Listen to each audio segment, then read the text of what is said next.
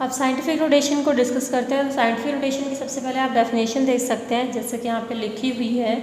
Scientific notation of the standard form is a simple method of writing very large numbers और very small numbers. ये एक ऐसा तरीका है जिसकी मदद से हम क्या कर सकते हैं, हम बहुत बड़े नंबर्स को या बहुत छोटे नंबर्स को एक स्टैंडर्ड फॉर्म में या एक ऑर्गेनाइज्ड फॉर्म में लिख सकते हैं।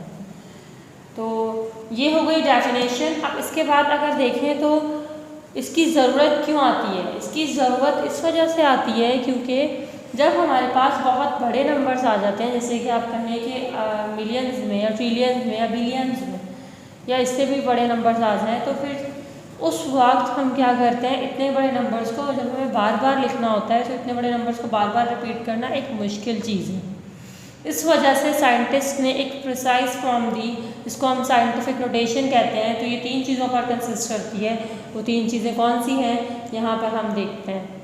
इसकी मदद से हमारे पास जो कैलकुलेशन है वो बहुत आसान हो गई और हम आसानी से बड़े बड़े नंबर्स को कैलकुलेट कर सकते हैं। तो ये जो है ये 3 पार्ट्स पर कंसिस्ट करती है। इसमें 3 चीज़ें कौन कौन सी हैं? सबसे पहली चीज़ है कोफिशिएंट, देन है बेस और फिर एक्सपोनेंट। जैसे कि आप यहाँ पर लिखा हुआ है, तो कोफिशिएंट क्या होगा? कोफिशिएंट कोई भी नंबर हो सकता है और बेस हमेशा 10 रहेगी। कोई भी नंबर हो जिसको आपने साइंटिफिक फॉर्म में लिखना है, चाहे वो बड़ा नंबर है चाहे वो छोटा नंबर है, जिस भी किस्म का नंबर है उसमें जो बेस आएगी वो हमेशा 10 होगी और उसके ऊपर एक्सपोनेंट आएगा, यानी उसके ऊपर पावर आएगी।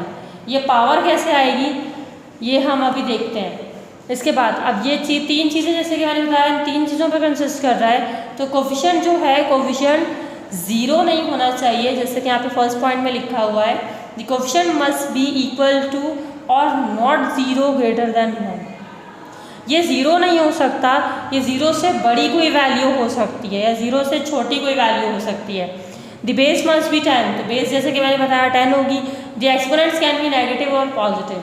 जब कोई छोटा नंबर होगा तो एक्सपोनेंट नेगेटिव आएगा, जब कोई बड़ा नंबर होगा तो एक्सपोनेंट पॉजिटिव आएगा। इसी तरह अगर हम एग्जाम्पल के तौर पर देखें तो हमारे पास सेवरल वैल्यूज़ हैं जो कि हमने साइंटिफिक नोटेशन में देखी हैं। अगर हम स्पीड ऑफ लाइट की बात करें तो स्पीड ऑफ लाइट 3 एक्सपोनेंट 8 होती है, या 3 × 10 रेज़ टू पावर 8 के हम पढ़ते हैं इसको इस तरीके से। तो 3 यहाँ पर कोफिशिएंट है, 10 यहाँ पर बेस है और 8 ये जो पॉजिटिव 8 है प्लस 8 है ये आपके पास एक्सपोनेंट है, या आप इसको पावर भी कह सकते हैं। इसी तरह 6.02 × 10 रेज़ टू पावर 23, इसमें 6.02 हमारे पास कोफिशिएंट है, 10 बेस है और 23 एक्सपोनेंट है। फिर अगर हम इसको नेगेटिव में लें, ये तो थे पॉजिटिव, यानी अगर नंबर बड़े हैं उनको हमने स्मॉल करके लिखना है तो इस तरह से लिखा जाएगा। जब एक्सपोनेंट पॉजिटिव होता है तो ये इंडिकेट कर रहा होता है कि वैल्यू बहुत बड़ी थी और उसको हमने छोटा करके मेंशन किया हुआ है। लेकिन इसी तरह अगर आपके पास माइनस में आ जाए, माइनस में कैसे, जैसे कि 9.11 एक्सपोनेंट -31, या आप कह सकते हैं 9.11 × 10 रेज़ टू पावर -31। तो -31 ये इंडिकेट कर रहा है कि ये वैल्यू बहुत छोटी थी, 0.000000 करने के बाद कोई वैल्यू 911 दिखाई देती है। तो नेगेटिव जो पावर आ जाती है, नेगेटिव एक्सपोनेंट आता है तो ये शो करता है कि वैल्यू बहुत छोटी थी। तो ये साइंटिफिक नोटेशन की कुछ एग्जांपल्स थी। इसके बाद आगे कुछ एग्जांपल्स दी हुई हैं जिनकी मदद से हम कन्वर्ट करेंगे साइंटिफिक नोटेशन में डिफरेंट वैल्यूज़ को। तो सबसे पहली वर्ड एग्जांपल आप देख सकते हैं, इसमें लिखा हुआ है कन्वर्ट मास ऑफ सन। अब यहाँ पर मास ऑफ सन दे दिया है और ये इतनी बड़ी फिगर दी हुई है केजीज में, और इसको किस में कन्वर्ट करना है? इसमें हमें कन्वर्ट करना है साइंटिफिक नोटेशन में। तो यहाँ पर सॉल्यूशन डायरेक्ट दिया हुआ है, तो यहाँ पर आप सॉल्यूशन देख सकते हैं क्योंकि ये एमसीक्यूज पॉइंट ऑफ व्यू से इंपॉर्टेंट है, एमसीक्यूज में आपसे पूछा जा सकता है। तो स्टेप 1 यहाँ पर स्टेप्स करके मेंशन किया हुआ है। तो सबसे पहला स्टेप यहाँ पर ये लिखा हुआ है कि हमने मास को एक सिंबल से इंडिकेट किया m सन से। तो m सन हमने यहाँ पे इसको पूरी वैल्यू को इंडिकेट कर दिया, ये मास ऑफ सन है। इसके बाद अब यहाँ पर आप देख सकते हैं कि डेसिमल पॉइंट नहीं है, पूरी वैल्यू में डेसिमल पॉइंट नहीं दिखाई दे रहा। जब डेसिमल पॉइंट ना दिखाई दे तो वो हमेशा आखिर में लाई करता है। तो डेसिमल यहाँ पर आखिर में मौजूद है, जब आखिर में मौजूद है तो हम उसको शिफ्ट करेंगे फर्स्ट डिजिट के पास। तो जब हम उसको फर्स्ट डिजिट तक लेकर आएंगे तो यहाँ पर कुछ ना कुछ इसका एक्सपोनेंट बनेगा। तो स्टेप नंबर 2 में आप देख सकते हैं कन्वर्टिंग इनटू साइंटिफिक नोटेशन। अब यहाँ पर हमें इसे साइंटिफिक नोटेशन में कन्वर्ट करना है, तो move the decimal to left writing in terms of base of 10। अब हम इसे बेस 10 में लिखेंगे और ये जो डेसिमल है इसको शिफ्ट करेंगे, तो एक एक डिजिट एक एक जीरो इसको पीछे लेके जाएंगे। जब पीछे लेके जाएंगे तो जितने डिजिट ये पीछे जा रहा है 2 के पास आने तक उतने इसकी पावर होगी, या फिर हम कह सकते हैं इसका एक्सपोनेंट होगा। तो लास्ट से आप काउंट करें, लास्ट से लेके 2 के पास तक काउंट करें तो वहाँ पर 30 डिजिट्स बन रहे हैं, 30 जीरो बन रहे हैं। तो इसका मतलब यहाँ पर मास ऑफ सन आ गया 2.00 एक्सपोनेंट 30। तो ये हमारे पास साइंटिफिक नोटेशन में कन्वर्ट हो चुका है। ठीक है, इसके बाद नेक्स्ट आप देख सकते हैं, नेक्स्ट आ गई वर्क एग्जाम्पल 2।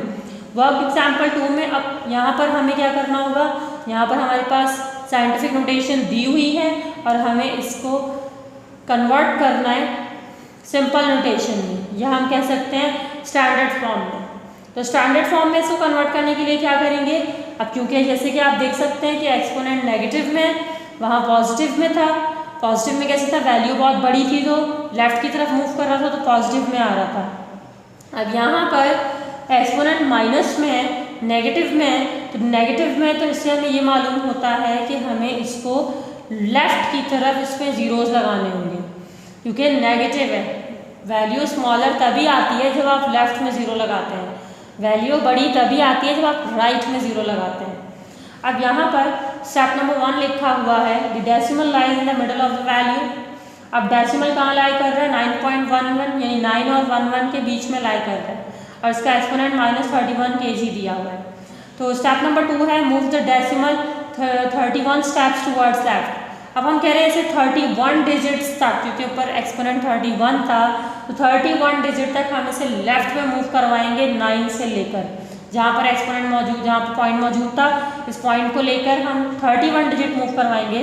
तो पॉइंट यहाँ से हटकर लास्ट में चला गया लेफ्ट साइड पर, तो यहाँ पर 31 डिजिट इसको मूव करवाया, तो ये इतनी बड़ी फिगर हमारे पास आ गई, यानी कि एक इलेक्ट्रॉन का मास इतना कम होता है। तो यहाँ तक ये हो गया scientific notation complete. I hope you have understood. अब इसके बाद नेक्स्ट हमारे पास है डेंसिटी एंड वॉल्यूम। तो नेक्स्ट वीडियो में हम डिस्कस करेंगे डेंसिटी और वॉल्यूम के बारे में, कि डेंसिटी और वॉल्यूम क्या होता है, और इससे जो एक्सपेरिमेंट्स हैं यहाँ पर आपकी बुक में उनको डिस्कस किया जाएगा। I hope you have understood it completely. फिर भी अगर आपको कोई इशू है, कोई प्रॉब्लम है, तो आप कमेंट्स के ज़रिए पूछ सकते हैं। अल्लाह हाफ़िज़।